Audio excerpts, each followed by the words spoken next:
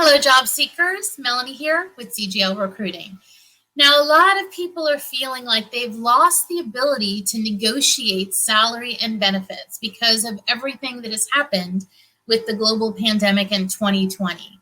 It was a year like no other for job seekers. And while everybody is looking forward to 2021 being a great new year, there is some concern from individuals of, have I lost the ability to be able to negotiate any salary or benefits? So we recently did a survey of HR professionals, and I'm very grateful to my HR peers, so many of them, for being willing to participate in this survey.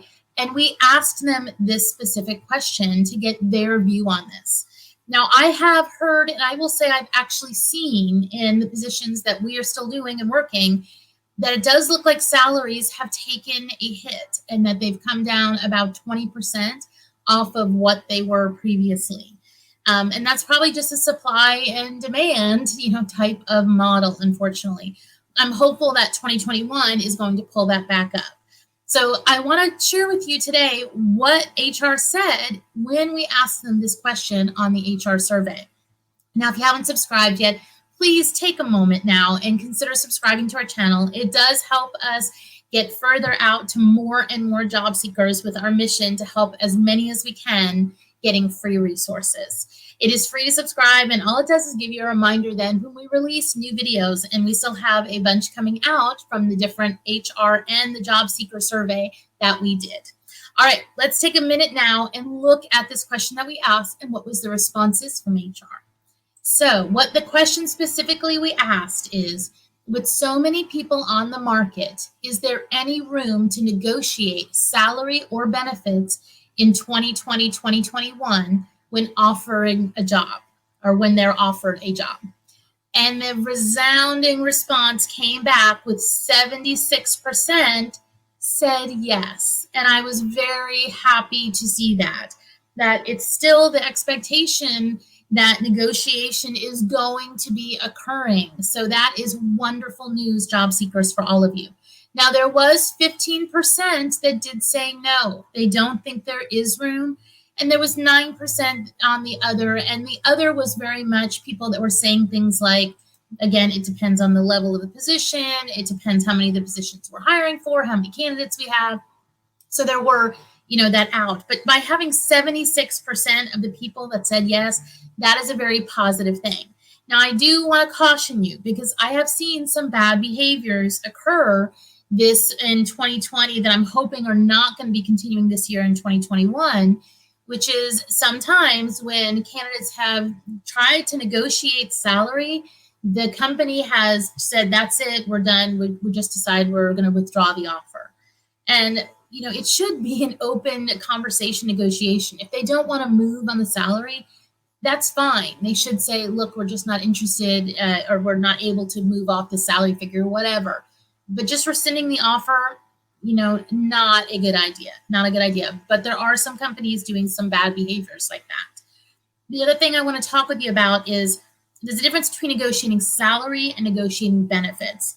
When we're talking about negotiating those benefits piece, and I want to talk more specifically in this specifically for the US, salary is actually easier than benefits. And the reason for that is when you have a medical plan, a life insurance plan, a dental, a vision, you have a summary plan document that as a company you have to stay in alignment with. And you can't decide just to change your whole medical plan for one person. If they say, well, I won't accept the offer unless you add this company into your medical plan. Well, they don't get that option. So it's not always easy for them to negotiate on those type of health and welfare benefits. The type of benefits that are easier to negotiate on, of course, are going to be things like vacation or PTO time, because those are policies that are set by the company, as opposed to ones that are set by the summary plan document and their contract with the company and the vendor that is providing that benefit. So when you're looking at negotiating benefits, consider doing ones that are within the company's control. Other things that are usually within the company's control is job title. Lots of times you can negotiate a different job title depending on helps, formalize their structure is. Bonuses are something that you can. And when we talk about bonuses, not just like an annual bonus, but like if you're doing a long-term incentive plan or a short-term incentive plan, a 1, 3, 5-year plan, whatever that is, a golden parachute if you're at the senior level and you're trying to still get one of those from a company. Those are the type of things that are within the company's control. So when you're looking at negotiating the benefits, focus on those. On the salary, you should be able still, based on the data that we are getting from HR, from all the ones that did that HR survey, remember 76% said it is still okay and you have the ability to negotiate salary.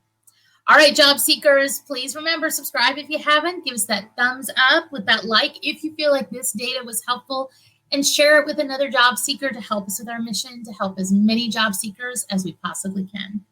All right, thanks again for watching, and I'll see you next time.